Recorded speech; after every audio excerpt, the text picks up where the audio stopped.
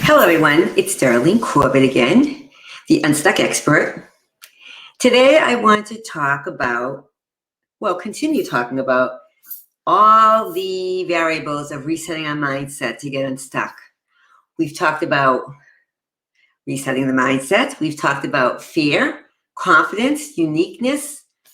And now we're going to talk about the N in my acronym, and it's for new. If you think about it, please do. Everything is new. What I just said is old. Everything is in the moment. The next moment is new, and the next one. The past is very powerful, but it really only serves two purposes. One, savoring those delicious memories. We just keep them in our mind, and they can make us smile, which is also a way to get us to smile, which I've talked about. Two, what have you learned?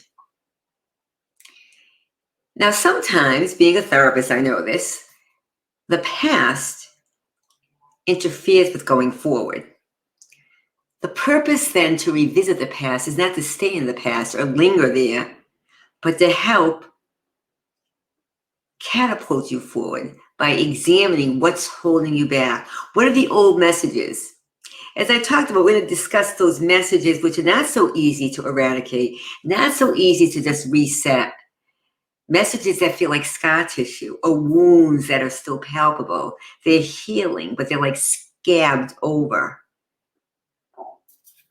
We want to change that.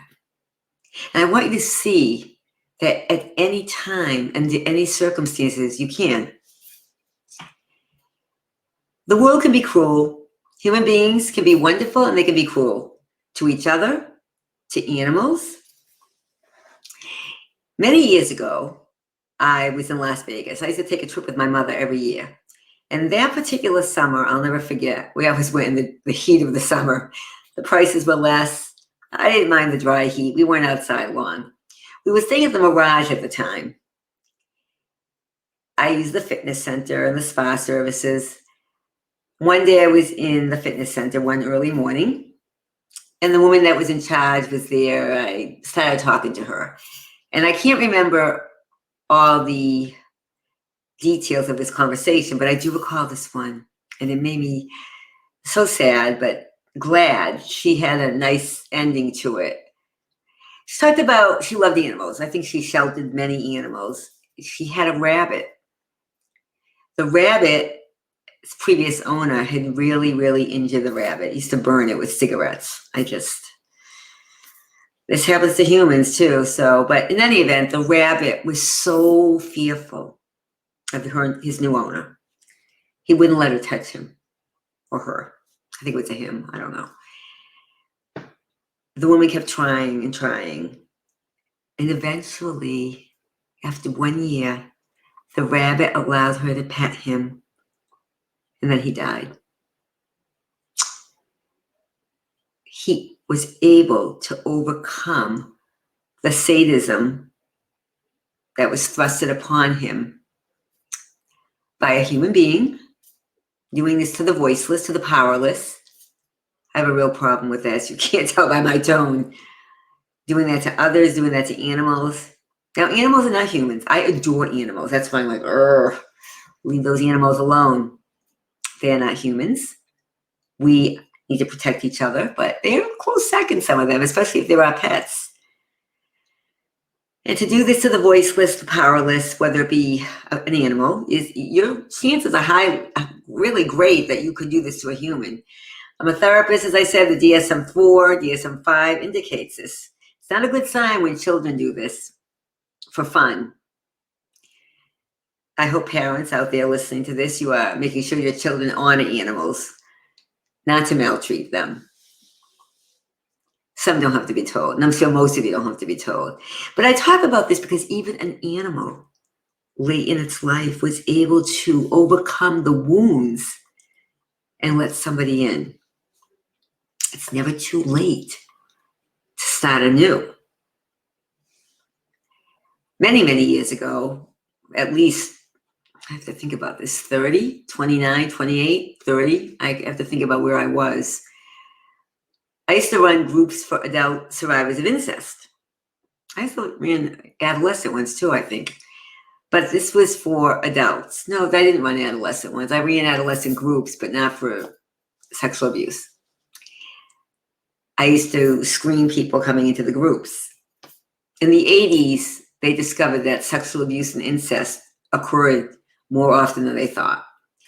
I was in the throes of I was in the beginning, should I say, of my profession, and then I got a job where all this was coming out of the woodwork.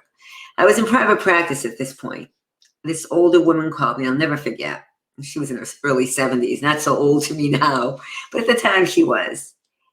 She wanted to join a group. She wanted to work through what had happened to her so she could heal and live whatever time she had left, and hopefully a long time, and live it freed up from this trauma. She didn't come into my group. I never heard from her again, but I never forgot the story. This was a woman that wanted to start a new chapter. I don't know anything about what happened. I don't recall any details. I don't think she gave a whole lot to me.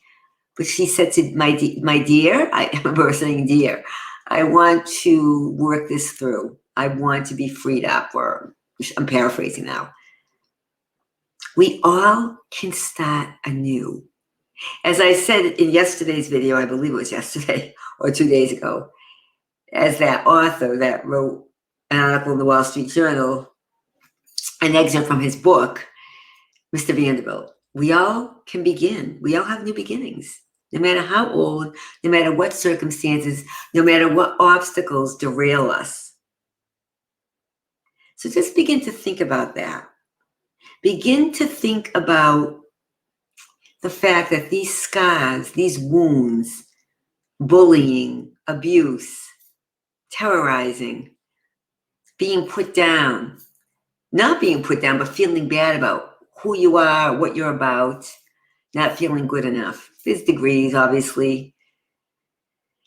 Think about the fact that you can overcome them. You can reset your mindset. Not easy, especially if the wounds are deeper and more embedded and the scars are like craters in your brain, or your mind, should I say. You have to believe me. You can work it through. Not easy.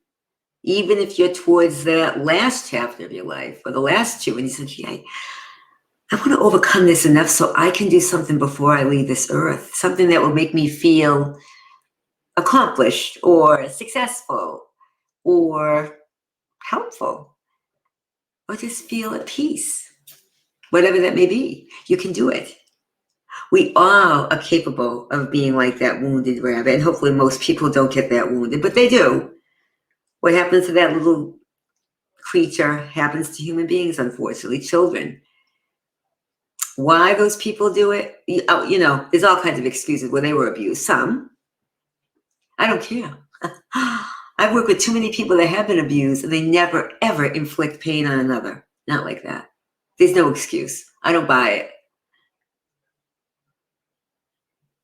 There's no reason to inflict what happened to you onto another human, but it happens. I get it, or an animal. I get it. It does happen. We must find ways to reset the mindset of those that have been victimized in this way. So you're not a victim anymore. You're not just a survivor, you're a thriver. How about that? All right, everyone, we will continue on this theme of overcoming those more difficult messages, resetting the mindset, getting help from another, and we'll talk more. I want you to stop depriving the world of you. My book is right behind me. Look this way. I forget where I'm looking. Stop depriving the world of you, so you can get unstuck. We'll get unstuck and stop depriving the world of you. How about that? All right. I look forward to seeing you all tomorrow.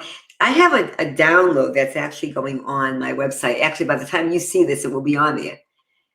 It's a free download, a free book, an ebook, workbook, guidebook, workbook.